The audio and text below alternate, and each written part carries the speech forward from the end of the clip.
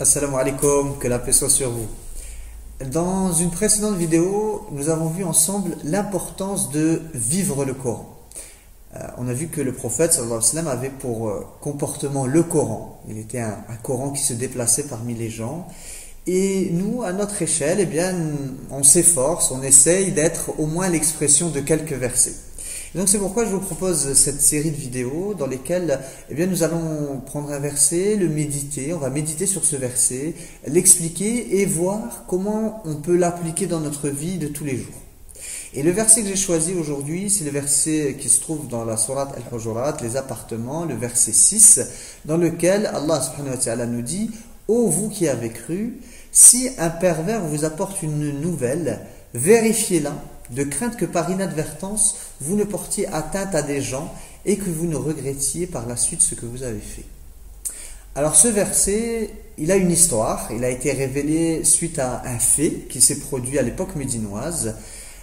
Donc ces faits sont rapportés dans beaucoup d'exégèses, mais en résumé, on a Al-Harith ibn Dirar qui était le chef d'une tribu, qui va un jour rencontrer le prophète sallallahu alayhi wa sallam.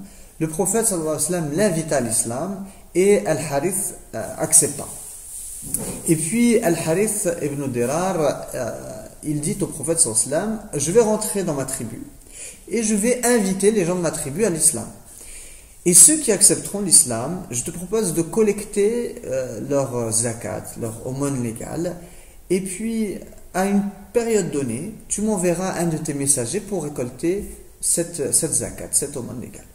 Donc le prophète sallallahu alayhi wa sallam accepta, et puis quand fut venu le moment sur lequel ils se sont mis d'accord, le prophète sallallahu alayhi wa sallam envoya un homme qui s'appelait Al-Walid ibn Uqba ibn Mu'ayt.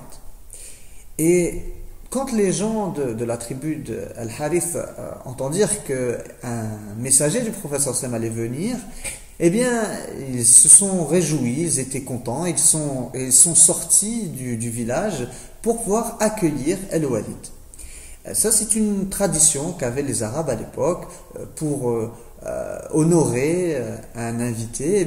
Ils sortaient du village et ils l'attendaient à quelques kilomètres. Et quand il repartait également, il l'accompagnait pendant quelques kilomètres.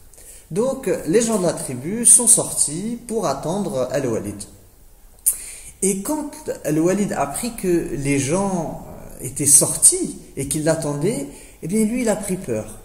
Il s'est dit, ces gens-là, s'ils sont sortis, c'est parce qu'ils m'attendent, ils ne veulent pas verser leur aumône légale et ils vont me combattre. Donc, il rebroussa chemin. Et quand il arriva à Médine, il est parti voir le prophète sallallahu alayhi wa sallam et il lui dit, je suis revenu parce que les Bani Mustalaq sont sortis pour me tuer, parce qu'ils ne veulent pas verser la zakat. Et là, le prophète sallallahu alayhi wa sallam et les musulmans de Médine, ils ont été très affectés par cette nouvelle, parce que c'était une déception. D'après Al-Walid, la tribu d'Al-Harith n'a pas tenu sa promesse, et en plus, ils ont voulu tuer l'envoyé du prophète sallallahu alayhi wa sallam. De leur côté, les Bani Mustalaq, quand ils ont appris que l'émissaire du prophète sallallahu alayhi wa sallam était revenu sur ses pas, eux, ils ont pensé que c'était un décret d'Allah ou du prophète qui n'acceptait pas leur aumône. Donc ils ont été très tristes. Et ils ont pris la décision d'aller voir le prophète sallallahu alayhi wa sallam pour justement l'interroger sur la raison du retour de Al-Walid. Et donc lorsqu'ils arrivent à Médine, ils rencontrent le prophète sallallahu alayhi wa sallam, ils lui racontent leur version de l'histoire, et c'est là que fut révélé le verset. Donc à l'origine de la révélation de ce verset, on a ce qu'on appelle un quiproquo, c'est un malentendu. Les Bani Mustalaq se sont réunis pour accueillir, pour honorer Al-Walid ibn Uqba, et lui, il pense qu'ils sont là pour le tuer, pour le combattre. Et à cause de ce malentendu, Al-Walid, il ne va pas accomplir sa mission, il va mentir au prophète sallallahu alayhi wa sallam, et il va accuser des gens à tort. Donc la première chose, lorsque vous êtes face à une situation, ce verset vous dit, n'allez pas trop vite dans son interprétation.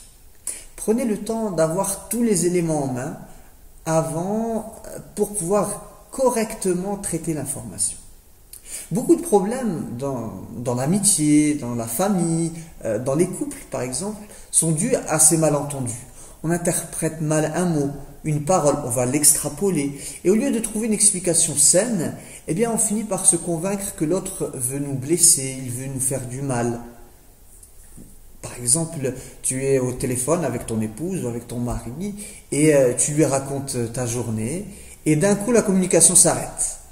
Et là tu la rappelles et tu lui dis « Mais tu te rends pas compte, tu m'as raccroché au nez et ça ne se fait pas, c'est mal poli, ça ne t'intéresse pas ce que je dis, quand tu es avec ta mère ça ne s'arrête pas, ça dure des heures et quand c'est moi tu raccroches et toi tu continues à t'énerver. » Et là elle te dit « Non mais c'est juste que j'avais plus de batterie, mon téléphone n'avait plus de batterie. » Et là, comment ça va se passer quand vous allez vous retrouver?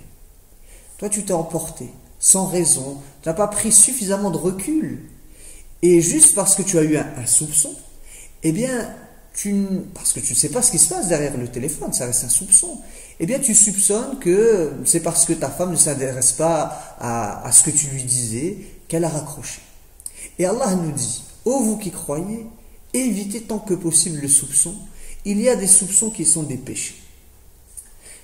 La deuxième chose, lorsqu'on vous donne une information, c'est un devoir religieux de la vérifier.